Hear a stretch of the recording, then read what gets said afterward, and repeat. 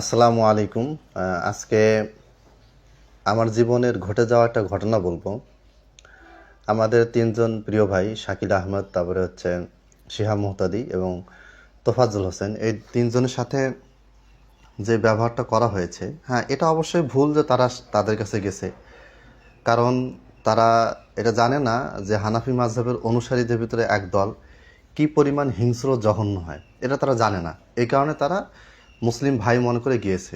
আচ্ছা, যাই হোক, এটা তাদের ভুল ছিল, কিন্তু তাদের সাথে যে ব্যবহারটা করা হয়েছে এটা কোনোভাবেই গ্রহণযোগ্য না, একেবারেই অগ্রহণযোগ্য, খুবই জঘন্য একটা বর্বর কাজ। এবং এটাতে অন্যান্য হানাফিরাও খুশি, ফেসবুকে তারা মহা খুশি। তারা তিনজন লামাজাবিকে বুখারি দিয়েছে, বাহাসে হারিয়ে দিয়েছে, এরকম নানান কথাবার্তা। আচ্ছা হোক, আমি হাফেজ হয়েছিলাম হানাফি মাদ্রাসা থেকে, আহলাদি মাদ্রাসাও পড়েছি, হানাফি মাদ্রাসাও পড়েছি। তো যখন আমি ক্লাস 5-এ উঠি, তখন ক্লাস 5-এ আমি ভর্তি না হয়ে, মানে ওই বছরে আমি হিফজখানায় চলে যাই। তো হানাফি মাদ্রাসায় ভর্তি হলাম, যেহেতু আমার সৈয়দপুরে অনেকগুলো মাদ্রাসা আছে, সব হানাফি, কিছু দেওবন্দি আছে, কিছু বেরলভিও আছে। তো প্রতিষ্ঠানগুলো মোটামুটি পড়াশোনা ভালো হয়। এখন হিফজখানায় গেছি, টিচার, শিক্ষক সবাই সামনে, স্টুডেন্টের সামনে আমাকে আহলে হদস ডাকে, এ আহলে হদস, এ আহলে হদস পড়া নিয়ে আয়। এখন শিক্ষক বলে আহলে হদস, আর আমার আশেপাশে সমস্ত স্টুডেন্ট যারা আছে এরা হাসাহাসি করে, এরা আহলে হদস বলে। তো এভাবে করে হিফজখানাটা গেল। হিফজখানা আমি বেশি দিন থাকি নাই, কিছুদিন ছিলাম। আমি মূলত বাসাতেই বেশি মুখস্থ করছি। আমি 7 দিনে 7 পারা মুখস্থ করছি, 6 মাস 12 দিনেই হিফজ শেষ করে ফেলছি। তো এরপরে কমিতে আবার আলিয়া মাদ্রাসায় ভর্তি হয়েছিলাম ক্লাস 7-এ। হওয়ার পর দেখলাম যে সময় নষ্ট হচ্ছে, পড়াশোনার কিছু নাই। আসলে আলিয়া মাদ্রাসায় পড়াশোনার পরিবেশ শেখার মতো নাই, এলেম অর্জন করার মতো পরিবেশ এখানে নাই। সেটা কেন নাই, কি কারণে আলিয়া মাদ্রাসার সিলেবাস পড়ে আমরা আরবিতে দক্ষ হই না, কোরআন হাদিসে দক্ষ হই না, এর কারণ আছে, সেটা আরেকদিন বলা যাবে। এরপরে আমি ভর্তি হইলাম সৈয়দপুরে, একটা নাম করা, সৈয়দপুরে 2টা দাওরা মাদ্রাসা আছে, একটা হচ্ছে দারুল উলুম সৈয়দপুর, আর আরেকটা হচ্ছে জামিয়া আরাবিয়া। জামিয়া আরাবিয়াতে আমি ইয়াজদহমে ভর্তি হলাম। ইয়াজদহম হচ্ছে কওমি মাদ্রাসার যে 12 বছর যে একটা সিলেবাস, 12 বছর বা 11 বছরের সিলেবাস, যেটা দর্সে নিজামি বলা হয়, মাদানী নিসাব না, দর্সে নিজামি। দারুল উলুম দেওবন্দে যে সিলেবাসটা পড়ানো হয়, ওই অনুসারে বাংলাদেশে যে সিলেবাসটা সাজানো হয়েছে, সেই প্রথম যে ক্লাসটা এটাকে বলা হয় ইয়াজদহম, দ্বিতীয় ক্লাসটাকে বলা হয় দহম। তো ইয়াজদহম ক্লাসে শুধু উর্দু পড়ানো হয়, আর তারপরে ক্লাসে উর্দু ফার্সি পড়ানো হয়। তারপরে ক্লাসে, অর্থাৎ তৃতীয় বছরে আপনি উর্দু ফার্সির সাথে আরবি শুরু হবে। অর্থাৎ এই 2টা বছর উর্দু ফার্সি ভালো করে শিখে, এই 2টা ভাষার মাধ্যমে আপনি আরবি ভাষা শেখার একটা যোগ্যতা আপনাকে তৈরি করে দেবে। ঠিক আছে, ভাষা যত বেশি শেখা যায় তত ভালো, এটা নিয়ে কোনো সমস্যা নেই। তো ইয়াজদহমে যখন ভর্তি হলাম, তখন ওই সময় জামিয়া আরবিয়ার প্রিন্সিপাল ছিলেন আব্দুল সালাম রাহিমাহুল্লাহ, মারা গেছেন। এখন বর্তমানে আবুল কালাম আজাদ আছেন সম্ভবত। আবুল কালাম আজাদ প্রিন্সিপাল, উনিও ক্লাস নিতেন আমাদের। উনি সম্ভবত হচ্ছে তাইসিরুল মুক্তাদি ক্লাস নিতেন। আমি 1 মাস ক্লাস করছি। 1 মাস পরে আমি যাওয়া ছেড়ে দিছি। কি কারণ? ওই একটাই কারণ, ওস্তাদ আমাকে বলে, এ আহলে হদস, এই পড়া দে। চিন্তা করেন, আমি হিফজখানে অন্য যে মাদ্রাসায় পড়ছি সেখানেও আমাকে আহলে হদস বলে টিটকারি করতো। কওমিতে যেখানে ভর্তি হলাম এখানে আমাকে আহলে হদস বলে টিটকারি মারা। আমি তো প্রকাশ্যে ছোটবেলা থেকে বুকে হাত বাঁধি, জোরে আমিন বলি, রফুল আদান করি। ঠিক আছে, তো ওস্তাদরা কিছু বললে বলি যে আমি করতেছি, আমাকে সঠিকটা দেখান। তা আমাকে ওরা সঠিকও দেখায় না, আবার আমার আমলটাকে নিয়ে হাসাহাসি করে। ঠিক আছে, তো মসজিদ, যেটা মাদ্রাসা, যেটা মসজিদ আছে জামে আরবিয়া, যেটা জামে মসজিদ, সেখানে নামাজ দাঁড়াইলে আমি আমিন বললে পাশে সবাই হাসাহাসি করে। তারপরে হচ্ছে গুতাগুতি করে, ক্লাসে বসলে গুতাগুতি করে, ওস্তাদের সামনেই করে। এবং ওস্তাদের এখানে কোনো, এটা যে নিয়ম কানুনে পরিপন্থী, খেলাম, নামাজে দুষ্টামি করতেছে, আমাকে নিয়ে ফাজলামি করতেছে, এটা নিয়ে ওস্তাদ কিছু বলে না। ক্লাসে ওস্তাদের সামনে অন্যরা হাসাহাসি করতেছে আমাকে নিয়ে, আমি যে আহলে হদস, এটা নিয়ে ওস্তাদের কোনো ইয়ে নেই, ওস্তাদও হাসতেছে। প্রায় ম্যাক্সিমাম ওস্তাদই এই খবর এটা করতো। আরেকজন ক্লাস নিতেন, উনি সৈয়দপুরের নাম করা মুফতি আব্দুল মজিদ হাফিজাহুল্লাহ, ভালো। ইদানিং বয়স হওয়ার কারণে আহলাদের প্রতি তাদের কটাক্ষ কথা, মন্তব্য, এটা আগে করতো, এটা কমে গেছে। তো উনি ক্লাস নিচ্ছেন, একদিন ক্লাস নিতে নিতে আহলাদিসের আজান দিচ্ছে। আহলাদিস মসজিদ সৈয়দপুরে তখন একটাই আহলাদিস মসজিদ, বাইতুল আহাদ। এখন তো আরেকটা মসজিদ হচ্ছে যেখানে আমি নামাজ পড়াই, খুতবা দেই, হলো আবু বকর সিদ্দিক রাদিয়াল্লাহু তাআলা আনহু জামে সালাফি জামে মসজিদ। তো এই মসজিদে আমি এখন খুতবা দিচ্ছি, এই মসজিদে যারা টাকা দিছে কিছু মুসল্লি তারা পরে আবার টাকা ফেরত নিছে। ওখানকার মুফতির ফতোয়া দিছে যে এটা তো ইসরায়েলি মসজিদ, তো টাকা তার ফেরত নিছে। তো যাই হোক, অনেকে ভুল বুঝতে পেরেছেন, নামাজ পড়ে এই মসজিদেই। তো ওই সময় 2004 সাল বা 5 সালের কথা বলতেছি, সে 5 সাল বা 6 সাল, সেই সময় পুরো শহীদপুরে একটাই আহলাদিস মসজিদ, বায়তুল আহাদ জামে মসজিদ। তো ওই মসজিদে আজান দেয় 3:30টার সময় বা 4টার আগে আসর আজান দেয়। তখন আমাকে এই মুফতি আব্দুল মজিদ সাহেব বলে, এই আহলে হাদিস, উনি আহলে হদস বলতেন না, এই যে শুরু হয়ে গেছে, ঠিক আছে। এরপর সবাই হাসাহাসি করতো। এখন আপনি আমাকে বলেন যে আমি যে আল কলমে আছি, এখানে আমি আরবি বিভাগ প্রধান, এখানে আমাদের কোনটা বাচ্চা হানাফি কোনটা বাচ্চা আহলে হাদিস এটা কোনো পার্থক্য করা হয় না। এবং এখানে কিছু দেওবন্দি ওস্তাদ হাফেজ নেওয়া হয়েছে, নেওয়ার আগে পরিচালক আমাকে জিজ্ঞাসা করছেন নেওয়া যাবে কিনা। আমি বলছি যে যদি তারা যোগ্য হয়, ভালো হতে পারে, সমস্যা নেন, আপনি নেন। নেওয়া হয়েছে, তারা পড়াচ্ছে আলহামদুলিল্লাহ, তারা তাদের দায়িত্ব পালন করতেছে। সারা বাংলাদেশে সালাফিদের মাদ্রাসায় হানাফিরা চাকরি করতে পারে, হানাফি ছাত্ররা পড়তে পারে, হানাফি ওস্তাদরা চাকরি করতে পারে, কিন্তু এরকম নজির আমি দেখিনি, হয়তো আছে কিন্তু আমি দেখিনি, যেখানে আহলে হাদিসরা হানাফিদের মাদ্রাসায় শিক্ষকতা করতে পেরেছে, অথবা আহলে হাদিস ছাত্ররা হানাফি মাদ্রাসায় গিয়ে সে অন্যান্য ছাত্রের মতো স্বাভাবিকভাবে থাকতে পেরেছে, পারে নাই। আমি যখন মাদ্রাসা মোহাম্মদে আরাবিয়াতে 1 বছর ছিলাম মেশকাত জামাতে, তখন প্রিন্সিপাল ছিলেন ওস্তাদ আবু হানিফ, হাফেজ আবু হানিফ হাফেজাহুল্লাহ। উনি এখন চলে গেছেন। উনি যাওয়ার পরে সম্ভবত মোস্তফা বাহারুদ্দিন কাসিমি সাহেব আর কি দায়িত্ব পান। তো সেখানে আমাদের রুমে একজন 5 কল্লি টুপি পরা একজন ছিল, ঠিক আছে, চরমনের ভক্ত ছিল। তো সে আসলে হাদিসের কিতাবগুলো লম্বা টাইম নিয়ে পড়ার কারণে এখানে ভর্তি ছিল। তো কোনোদিন সে যে হানাফি না সে কি, তার 5 কল্লি টুপি কেন, কোনোদিন তাকে কেউ কোনো কটাক্ষ করে নাই, ঠিক আছে। মিরপুর দারুস সুন্নায় যখন আমি যাত্রাবাড়িতে পড়তাম, তা মাঝে মধ্যে দারুস সুন্নায় যেতাম ঘুরতে। সেইখানে 6 জন না 7 জন ছাত্র হাটহাজারি থেকে আসছে, তারা আহলাদিস মাদ্রাসায় পড়াশোনা করবে। তো আমি তাদের সাথে কথাবার্তা বললাম যে আহলাদিসদের ব্যাপারে প্রতিষ্ঠানে কি কোনো সমস্যা হচ্ছে নাকি। তো বলছে না, এখানে কোনো ছাত্র শিক্ষক আমাদের কিনে বাজে মন্তব্যই করে না, আমরা যে হানাফি এটা তারা কিছুই মনে করে না। তো এখন আপনারা এটা ডিসাইড করেন, মুসলমান আর হিন্দু বিষয়টা খেয়াল করেন। বাংলাদেশে হিন্দুরা বসবাস করে, মুসলমানদের ভিতরে মুসলমানদের কোনো সমস্যা নেই, কিন্তু হিন্দুদের এলাকায় ভারতে দেখেন, হিন্দুদের ভিতরে যে মুসলমান থাকে তার অবস্থা 12টা বেজে যায়। তো ওই হিন্দুদের ওই সুন্নাতটা এই হানাফিদের একটা দল, মানে ম্যাক্সিমামই এরা গ্রহণ করেছে, ওইভাবে তারা আচরণ করে। আর মুসলমানদের যেটা সুন্নাহ, মুসলমানরা যেটা করে, অমুসলিমদের সাথে তারা যে আচরণটা করে, মানে তাদেরকে সম্মান করা, জিম্মি হিসেবে দেখা, বা যে দৃষ্টিকোণ থেকে দেখেন না কেন, ভাই হিসেবে দেখে, যেটাই বলেন না কেন, মুসলমানরা যেভাবে অমুসলিমদের সাথে ভালো ব্যবহার করে, সেরকম আহলে হাদিসরাও এই দেওবন্দি বলেন, বেরলভী বলেন, হানাফিদের সাথে ভালো ব্যবহার করে। সারা বাংলাদেশের হানাফি অধ্যুষিত কোনো এলাকায় একটা আহলে হাদিস মসজিদ হলে সেটাকে ভেঙে দেওয়া হয়।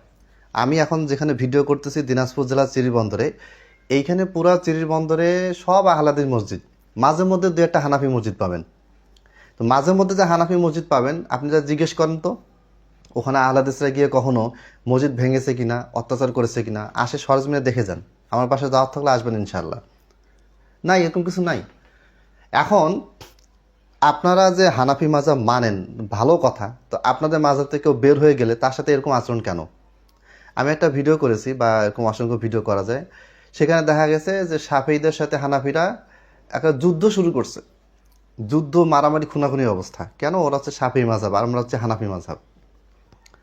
তো এই অজ্ঞতা, মূর্খতা, এটা 2026 সালে এসেও এখনও আছে। এটা কবে দূর হবে? আর এই রকম আচরণ যত বেশি মুকাল্লিদরা আপনারা করবেন, আপনাদের মাযহাব থেকে কেউ বের হয়ে অন্য মাযহাবে গেলে অথবা আহলে হাদিস হয়ে গেলে, তাদের সাথে আপনারা যে আচরণটা করতেছেন, এইরকম আচরণ যত বেশি করবেন, তত বেশি আপনাদের মাযহাবে ভাঙন বাড়তে থাকবে, আপনাদের মাযহাব থেকে লোকেরা বের হয়ে যাবে, হয়ে গিয়েছে। আর হানাফি মাযহাব করলে কেন? হানাফি মাযহাবে কোনো কিছু অস্তিত্ব আছে ইসলামে? হানাফি মাযহাবে হিল্লা আছে, হিল্লার কথা কোথায় আছে? হিল্লা কি জিনিস? অসংখ্য হানাফি ছেলে যারা সারা জীবনে আহলে হাদিসের বিরোধিতা করেছে, আমাকে মেসেজ করেছে, আমি স্ক্রিনশট প্রকাশ করিনি যেহেতু ওয়াদা দিছি, তারা হিল্লার প্রবলেমে পড়ে এখন তারা আহলে হাদিসের কাছ থেকে মাসলা নেয়। আমি বলছি যে নেন, সমস্যা নেই, অন্য মাসলা আপনি হানাফি মাযহাব অনুসরণ করেন, কোনো অসুবিধা নেই, এই মাসলাটা নেন, অসুবিধা নেই। হিল্লা বিয়ে।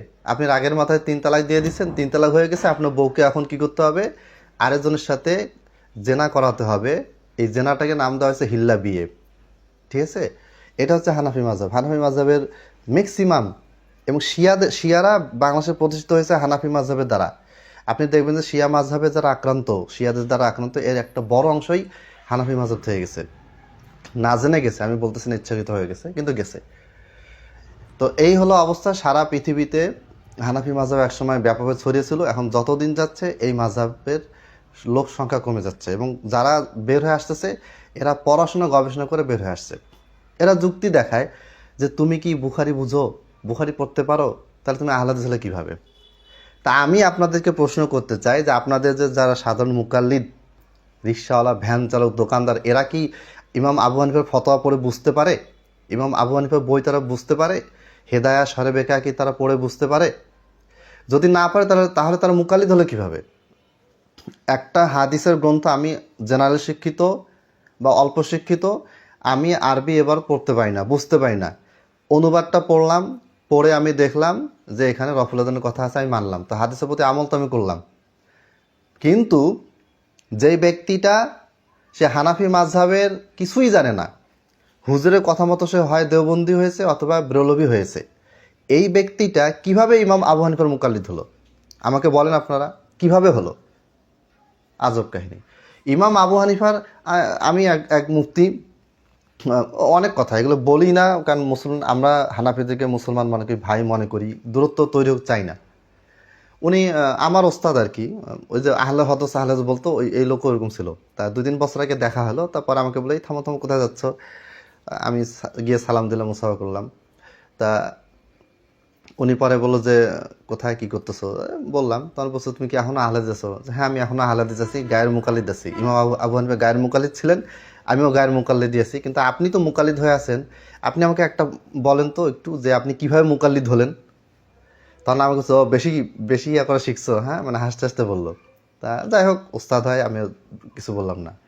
মানে উনি কিভাবে, উনি ওস্তাদ, বসুন্ধরা মাদ্রাসা থেকে মুমতাজ, তাখাসুস ফিল ইফতাতে তিনি মুমতাজ ভালো রেজাল্ট করে এসেছেন, এবং রেজাল্ট বের হওয়ার সাথে সাথেই উনি ওখানে টিচার হিসেবে সেখানে নিয়োগ পেয়েছিলেন। কিন্তু তার মা বাবা দুর্বল, গরিব ছিলেন, মা খুব অসুস্থ ছিলেন, ওই কারণে তিনি চলে আসছেন। ভালো তাকওয়াবান পর্যায়ের মানুষ, আলহামদুলিল্লাহ। তো আমি দেখলে সবসময় এগিয়ে গিয়ে সালাম দিই। তো এই ব্যক্তিটা জানে না যে উনি কীভাবে মুকাল্লিদ হলেন এবং উনি কীভাবে তাকলিদ করেন। তো একজন মুকাল্লিদ, সে নিজেকে মুফতিও বলে, মুকাল্লিদও বলে। মুফতি মানে যে ফতোয়া দিবে, আবার নিজেকে মুকাল্লিদ বলে। কেন মুকাল্লিদ? কারণ সে ফতোয়া দিতে পারে না, সে কোরআন হাদিস থেকে মাসলা বের করতে পারে না, সে আবু হানিফার অনুসরণ করে, তাকে অন্ধভাবে বিশ্বাস করে, তার কাছে ফতোয়াগুলো মুখস্থ করে, নকল করে জনগণের কাছে বলে দেয়, এই হচ্ছে মুকাল্লিদ। আবার এই ব্যক্তিটারই উপাধি হচ্ছে সে মুফতি। এটা কি ভাই? এটা হচ্ছে যে ওই যে খ্রিস্টানদের ট্রিনিটি আছে না, একটা পবিত্র সত্তা, দ্বিতীয় পবিত্র আত্মা, 3টা পবিত্র আত্মা, 3টা মিলে একটা, 1 2 3 1, মানে পরস্পর বিরোধী কথাবার্তা, কোনো আগামাথা নেই। এইরকম নাম মুফতি, আবার বলে আমরা তাকলিদ করি, বলে আমরা মুকাল্লিদ, আবার বলে আমরা মুফতি। মুকাল্লিদ আবার এদিকে মুহাদ্দিস, মুকাল্লিদ আবার মুফাসসির। তো এই যে একটা গোজামিল দিয়ে যে মাযহাবটা চলতেছে, এইটা মানুষ বুঝতেছে দেখে মাযহাবটা ছেড়ে দিচ্ছে। দিক ছেড়ে, সমস্যা কি? সে হয়ে গেল কাফের, আপনি তাদেরকে জোর করে তাদের সাথে খারাপ ব্যবহার কেন করতে যাবেন? আপনি দাওয়াত দেন, সমস্যা কি? আপনি তাদেরকে ডেকে আনেন, চা খাওয়ান, নাস্তা খাওয়ান, আপনার হানাফি মাযহাবের দলিলগুলো বুঝিয়ে দেন।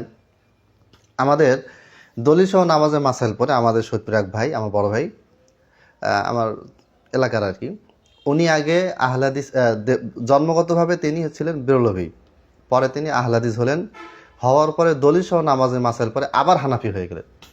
তা আমার সাথে সম্পর্ক ভালো। তা উনি একদিন আমাকে বললেন যে আমি বইটা পড়েছি, তো আপনি এই বইটা নিয়ে আপনার সাথে কথা বলতে চাচ্ছি। আমার বাসায় আসলো, আমি পরে 3-4 ঘন্টা, তখন দলিল নামাজের মাসের প্রথম বেরিয়েছে 16 সালে বা 17 সালে দ্বিতীয় সংস্কৃতটা বেরিয়েছে। তো তখনও বইটা আমি পড়ি নাই। তো বইটা আমাকে দেখালো, আমি দেখা মতো বুঝলাম কি কাহিনী।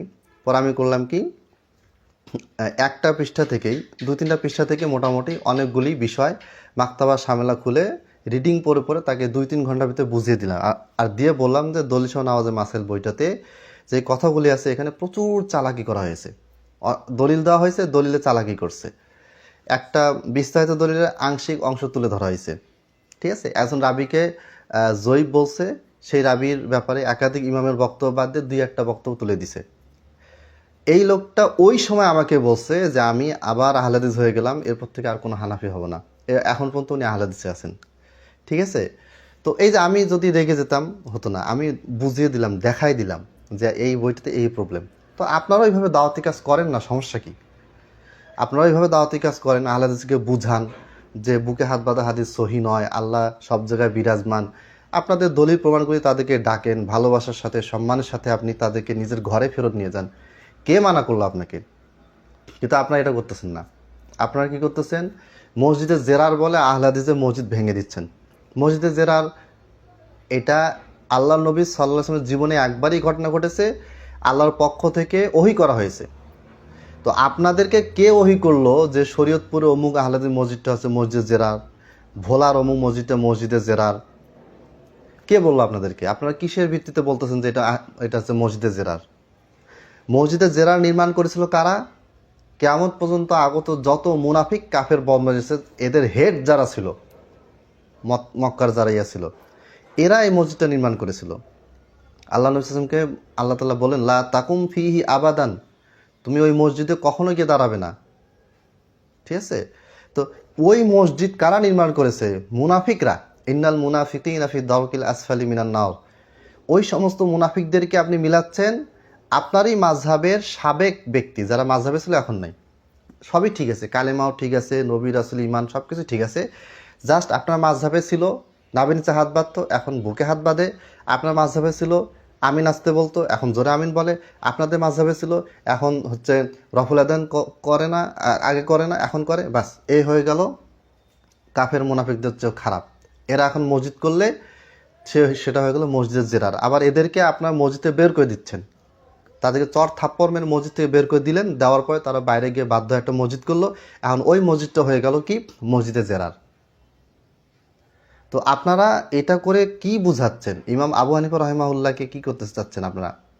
আপনারা আহলে হাদিসের সাথে যে ব্যবহারটা করেন, শিয়া রাফেজিরা ইমাম আবু হানিফার সাথে সেই ব্যবহারটা করেছে। মসজিদ কবর থেকে লাশ তুলে পুড়িয়ে দিয়েছে, যে ঘটনাটা বলেছিলাম। তো ওই কাজগুলি তো ভাই আপনারাও আহলে হাদিসের সাথে করতেছেন। তো এটাতে আপনাদের ফায়দা কি? ফায়দা আমাদের আছে। আপনারা এরকম ব্যবহার আরও বেশি বেশি করেন, আরও বেশি বেশি আহলে হাদিসের উপর অত্যাচার করেন, তাদের মসজিদ ভেঙে দেন, মাদ্রাসা ভেঙে দেন। ইনশাআল্লাহ আপনাদের পতনটা আরও দ্রুত ত্বরান্বিত হবে, হয়েছে, হচ্ছে এবং হবে। ইনশাআল্লাহ এই মাযহাবের কোনো অস্তিত্বও থাকবে না।